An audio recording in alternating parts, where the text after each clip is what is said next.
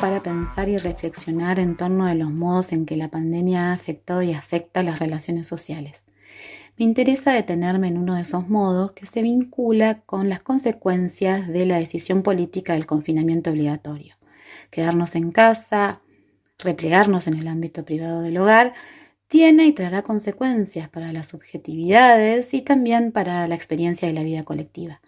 Por un lado, una de las cuestiones más obvias que surgen tiene que ver con cómo el aislamiento genera cierta erosión de las prácticas sociales que motorizan la acción colectiva. Y esto, trasladado en el tiempo, con esta propuesta de aislamientos intermitentes, también puede entonces derivar en mayores niveles de fragmentación social, en comportamientos más individualistas y en mayores grados de despolitización.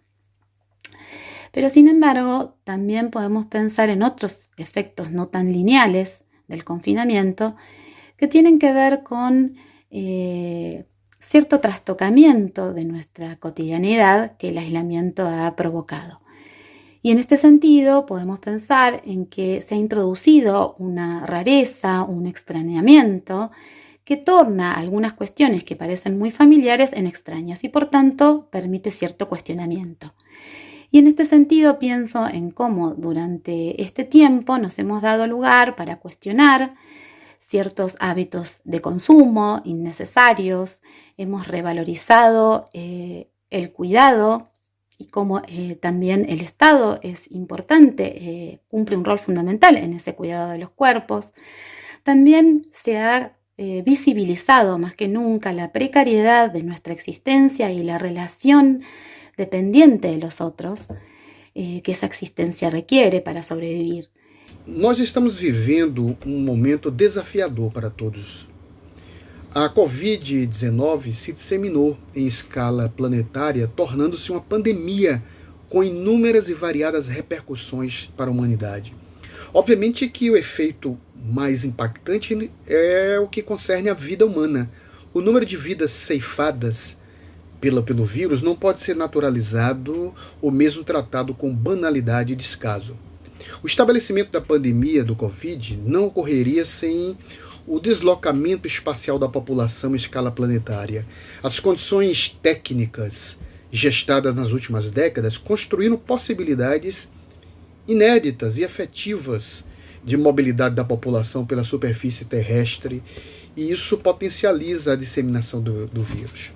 Bem, quais são os impactos possíveis para pensar nos impactos da Covid nas relações sociais comunitárias, nas ações coletivas? Se considerarmos que a forma clássica de protesto social pressupõe manifestações de rua, nós temos aqui uma limitação fundamental nos dias de hoje. Bien, creo que la forma en que la pandemia afecta las relaciones sociales y comunitarias en este contexto es referido sobre todo a una idea más general, que es la definición de lo común. Esto abarca un montón de cuestiones, pero yo quiero señalar tres, más que nada.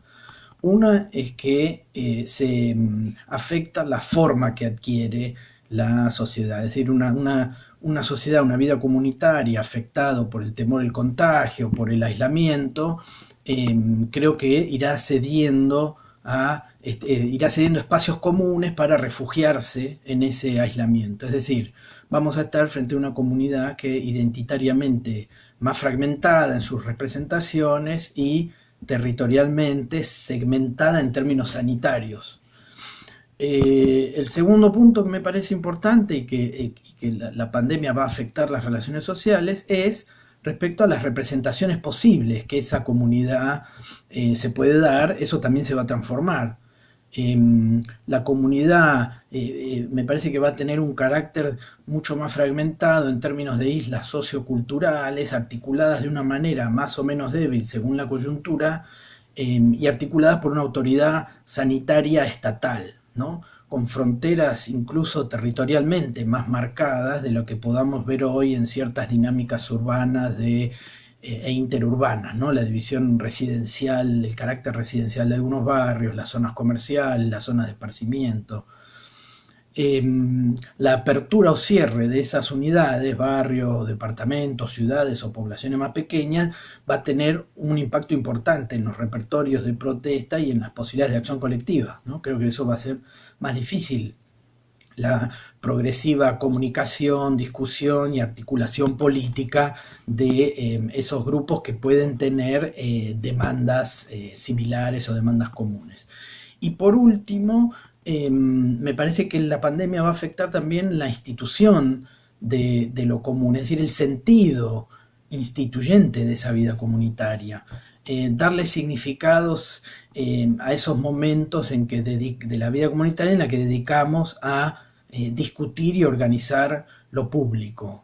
Como fazer as manifestações que o país reclama e precisa em tempos de isolamento social? Esse é um desafio enfrentado pelos movimentos sociais, pelas ações coletivas.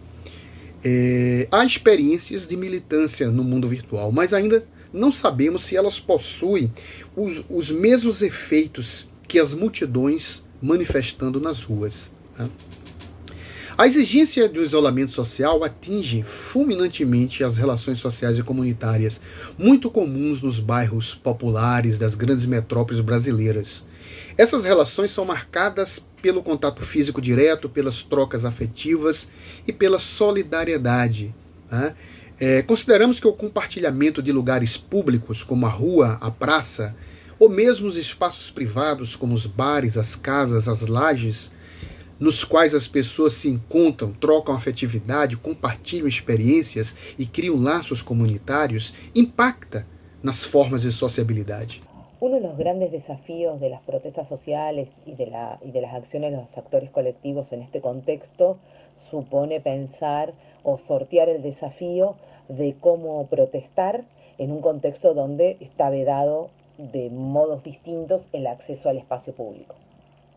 Y me parece que ahí lo que uno puede ver a partir de cierto análisis que estamos haciendo sobre las protestas es que en realidad sigue habiendo protesta, hay un alto nivel de conflictividad social, solo que es mucho más localizado, es decir, sí hay un respeto por parte de los actores colectivos del ASPO, y entonces en eso hay poco traslado, poco movimiento urbano. Sí son demandas muy vinculadas al ASPO, por un lado, y por el otro lado donde mayor se ve la transformación en los repertorios, ¿no? Excepto algunas movilizaciones, en realidad, en general asistimos a movilizaciones con poca gente, guardando distancia social, es decir, hay como un acuse de recibo de alguna manera de las organizaciones al momento que transitamos.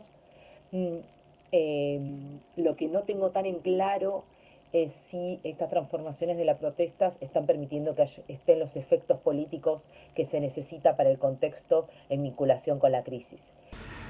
En el mundo ciudadano y de las protestas sociales también comenzaron a pasar cosas. Veníamos de alguna forma movilizados, actuando, tomando la calle, usando las redes digitales. Y de pronto llegó esta cosa y como que nos desmovilizó. Los gobiernos usaron esto como un recurso para acallar lo público, mandar las fuerzas militares a la calle y que todo se guardara.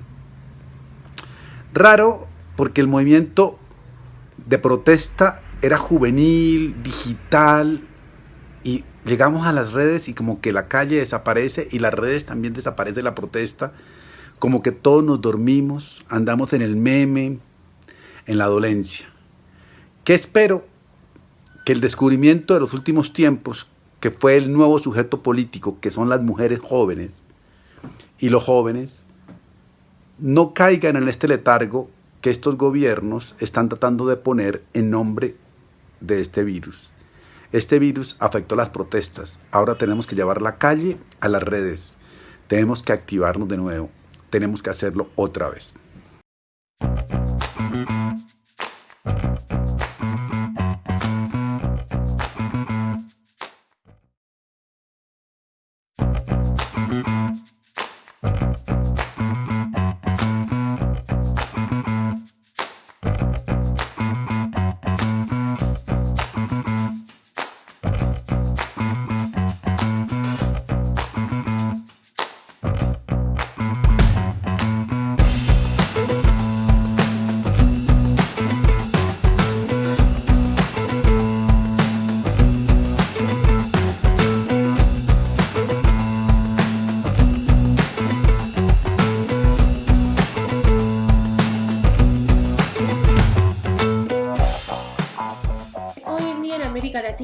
hay una relación directa entre crisis sanitaria y económica y acción colectiva. Esto especialmente se da en aquellas sociedades donde se viene gestando un ciclo de movilizaciones sociales desde antes de la pandemia, para reclamar a los gobiernos por políticas que atentan contra el pueblo, contra sus derechos, contra los sectores más necesitados históricamente, más excluidos históricamente. Políticas que responden a lo que se conoce como neoliberalismo. Esto se ve claramente en el caso de Ecuador, de Colombia y de Chile. En el caso de Ecuador, que es el caso que más conozco por mi trayectoria académica y de investigación, en los últimos 2 años se viene expresando un fuerte malestar contra el modelo económico y social que implementa el gobierno de Lenín Moreno. El pico de ese ciclo de protestas sociales, de malestar, fue en octubre del año pasado, del año 2019. Ese mes salieron a las calles a protestar de forma conjunta distintos actores sociales, como estudiantes, el movimiento indígena, el movimiento feminista, trabajadores sindicalizados, para rechazar un paquete de medidas que el gobierno había anunciado, medidas como el retiro de subsidios, flexibilización laboral, futuras privatizaciones de empresas. Este gran movimiento popular que se expresó en las calles de forma democrática y pacífica logró una victoria e hizo retroceder al gobierno. Pero, ¿qué ocurrió con el estallido de la pandemia? La pandemia vino a debilitar esa fuerza popular en 2 sentidos. Por un lado, la pandemia activó un real miedo al contagio, sobre todo en un país en el que se ha debilitado muchísimo su sistema sanitario y de salud. Y el Estado prácticamente no existe. Es uno de los países latinoamericanos con mayor cantidad de contagios y fallecidos por el COVID-19.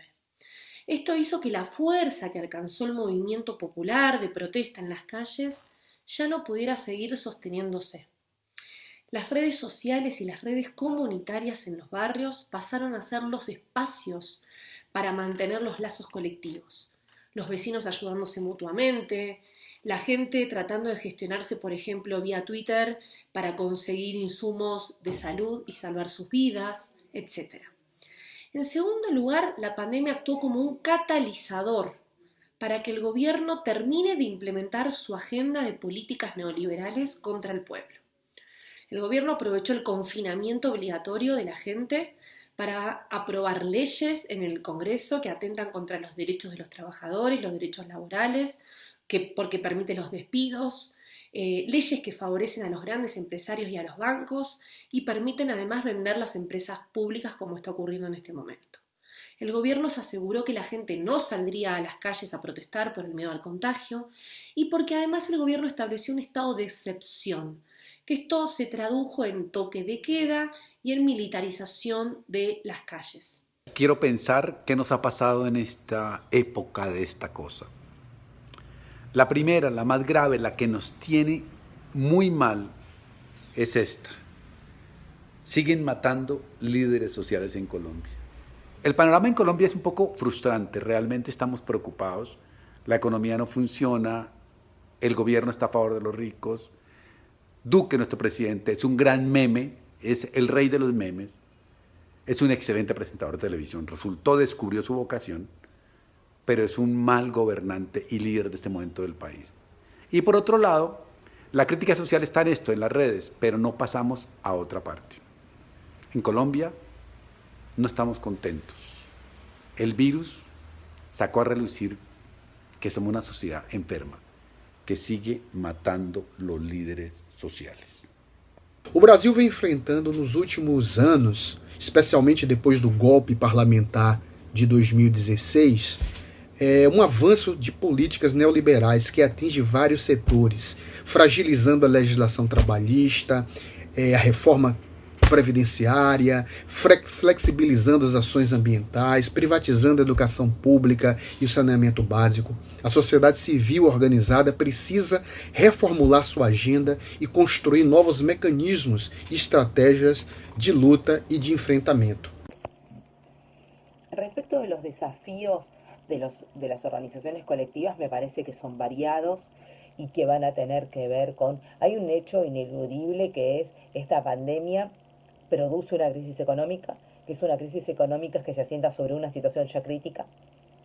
Y en ese sentido me parece que parte del debate de las organizaciones va a estar ver por un lado, cómo se mejoran condiciones de vida, cómo se preservan, pero también cuestiones que tienen que ver con, vinculados sobre todo a dos grandes cuestiones que me parece que estaban en crisis o que estaban en proceso, sí, una en crisis y otra en proceso de transformación. Una es el sistema sanitario. Evidentemente había un problema que tiene que ver mucho con el desfinanciamiento de los últimos años, pero que no necesariamente. Es decir, todos los procesos de privatización de salud, me parece que esta pandemia da lugar a pensar que son parte del problema, por un lado, y por el otro lado las transformaciones en el mundo del trabajo, que algunas ya había vinculadas al teletrabajo, que tenía que ver con las economías de plataforma, y que esto acelera de manera importantísima. En muchos lugares del Perú que tienen una historia importante de conflictividad minera, se ha podido ver que a largo plazo ocurre una emergencia y empoderamiento de las organizaciones de base, muchas organizaciones campesinas, indígenas o agrícolas que por varias décadas habían experimentado, sufrido un debilitamiento institucional, tuvieron que fortalecerse en términos organizativos para ponerse a la mina con un mejor pie. Lo interesante es que esta reorganización de lo social estaba teniendo un papel fundamental durante la pandemia. Muchas de estas organizaciones, aprovechando su enraizamiento social, están tomando medidas de prevención y control para frenar la expansión del virus en zonas rurales, ahí donde la llegada del Estado es mínima o inexistente. Son las consecuencias no previstas de la conflictividad. Esta conflictividad ha dejado al campo peruano con un capital social valiosísimo para estos difíciles momentos. Estoy seguro que en muchos lugares del Perú estas organizaciones saldrán más fortalecidas y revitalizadas luego de la pandemia, debido a la legitimidad y a los nuevos roles que vienen sumando y frente a un Estado que cada vez es más frágil.